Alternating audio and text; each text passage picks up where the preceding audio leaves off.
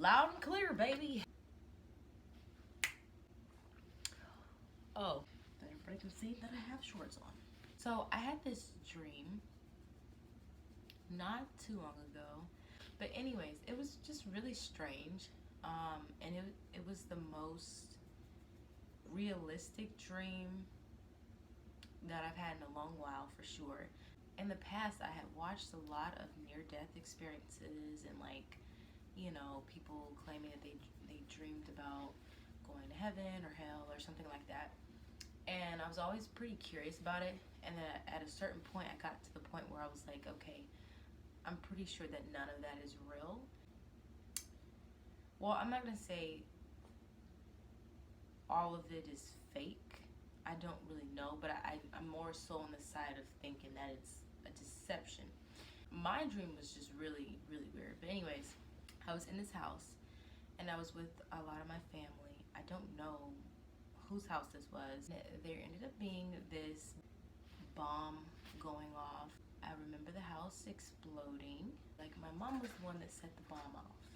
And I got the impression from the dream that she did it intentionally because she was trying to, commit suicide. Like, I wasn't in the area where she was, but it's like I could see her. She was in this closet or something. As I was like watching the explosion happen in the closet, I remember thinking, no, oh my gosh, no, like, she can't go yet, like, she's not ready. We're saved by grace through faith. You have to have true faith. So I guess in my dream I was thinking that, like, oh, my mom's faith isn't where it needs to be. So I was just feeling like she wasn't prepared and that, she was leaving this earth too soon. She actually didn't pass away. That, like, can you move?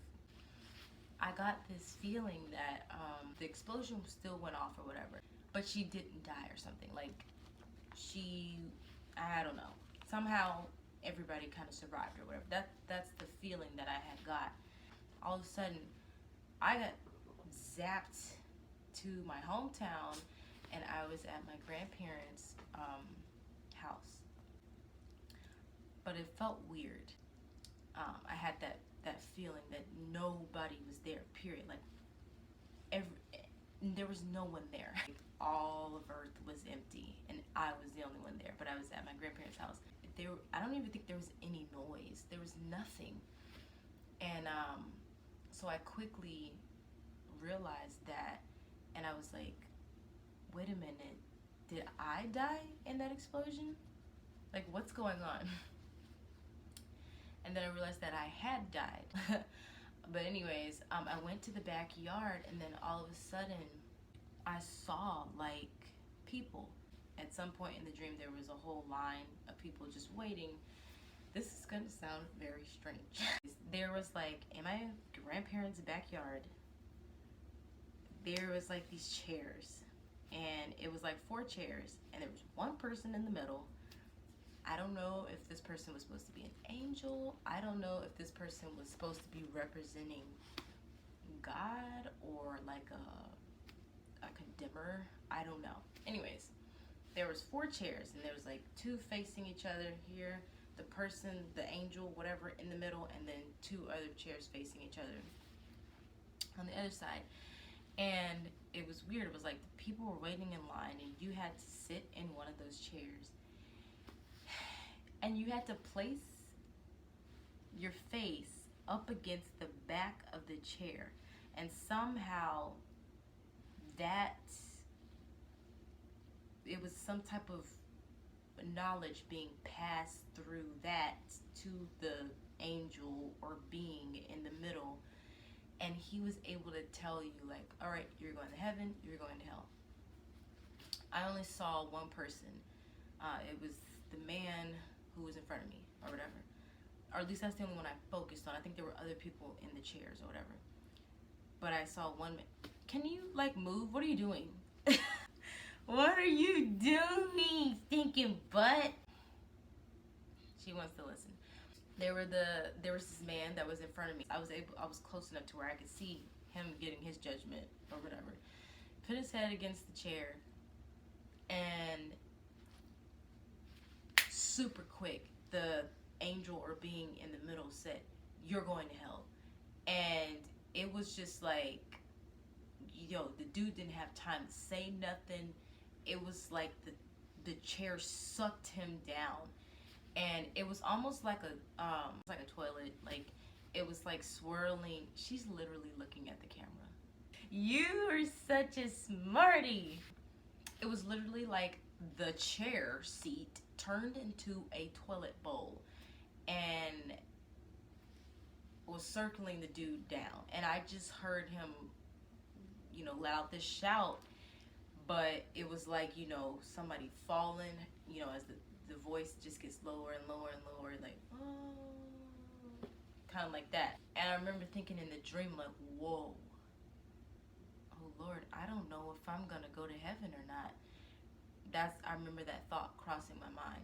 I saw the people in the other 3 chairs, and they were like kind of hesitant. They didn't want to put their heads in the chair, but they knew that they had to do that.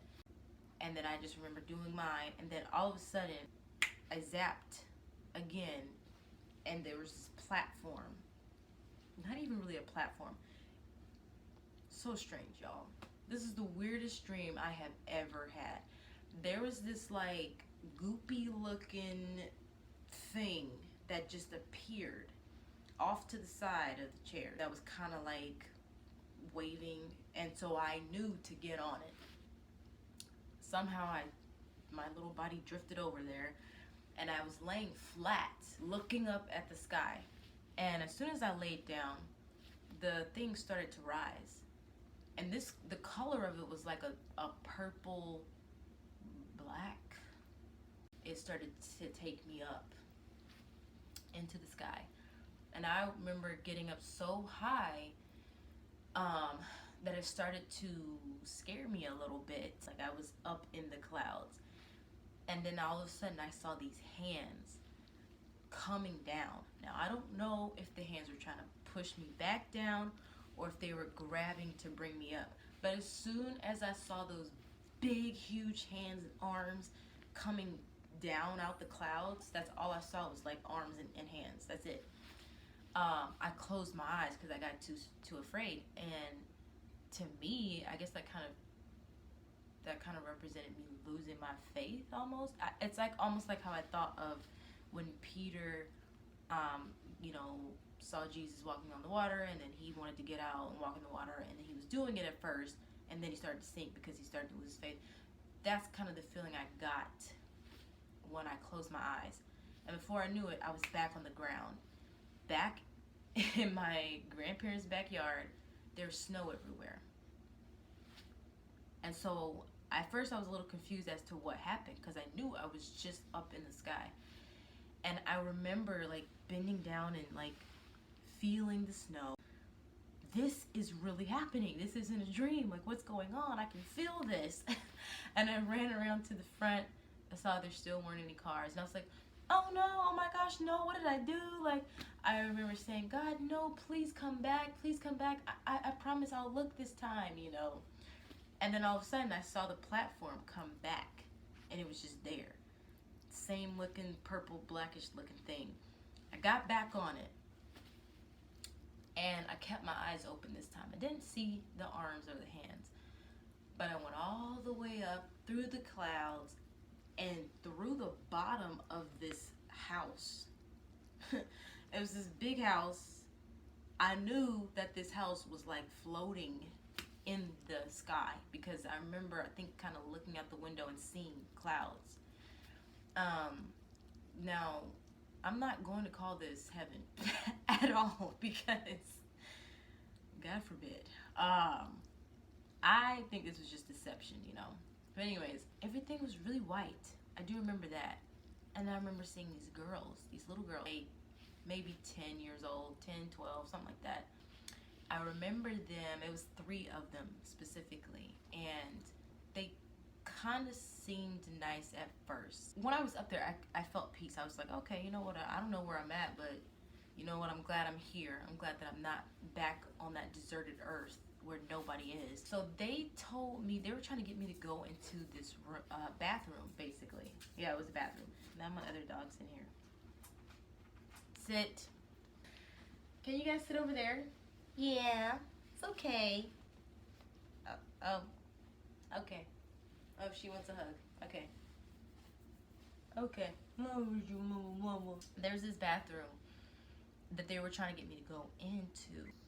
And I remember looking, and there was like a blow dryer and like a flat iron, and it was inside of the tub, and they were plugged in. And so basically, I knew that these girls was trying to get me to kill myself, basically. Which now just sounds super weird coming out of my mouth. I knew that that's what they wanted, but I also, it's like I knew that I had nothing to be afraid of. So I was like, yeah, I'll go in here, whatever. I'll get in the bathtub. And then I specifically remember, I specifically remember one girl saying, she's not going to be able to do it anyways because you can't even do that up here. I got into the bathtub. I think I got electrocuted, kind of. But just imagine dreaming this and feeling like all of this is real. Anyways, yeah, I think I might have gotten electrocuted. I can't really remember. All I know is that I didn't feel anything, and I knew that I had nothing to be afraid of. So I got out of the bathtub, and then after they saw that, they was just like, you know, okay, whatever. I don't really remember too much more of what happened after that. All I know is that I had this feeling that I think after that they stopped doing whatever they was trying to do. Like they were just kind of nice to me after that. And we was just in this house. Have no idea what happened after that. This one felt like legit. And I remember thinking in the dream when I was touching the snow, I remember thinking, wow, it's almost kind of like I knew that it was a dream, but I felt in that moment that this has to be real. And because of that, I was like, this must be what those near-death experiences are. That's what this is. They're just deceptive dreams or deceptive visions, and people think that that stuff is real because it feels so real when you're in it. And no, I wasn't drunk that night. I didn't drink anything. I hadn't taken anything. It was just a normal night. Now, I have been reading my Bible a lot more lately, and I've been actually, you know, just trying to get my relationship right with the Lord lately. So that could have something to do with it. That's all. Dreams are so interesting. Goodbye.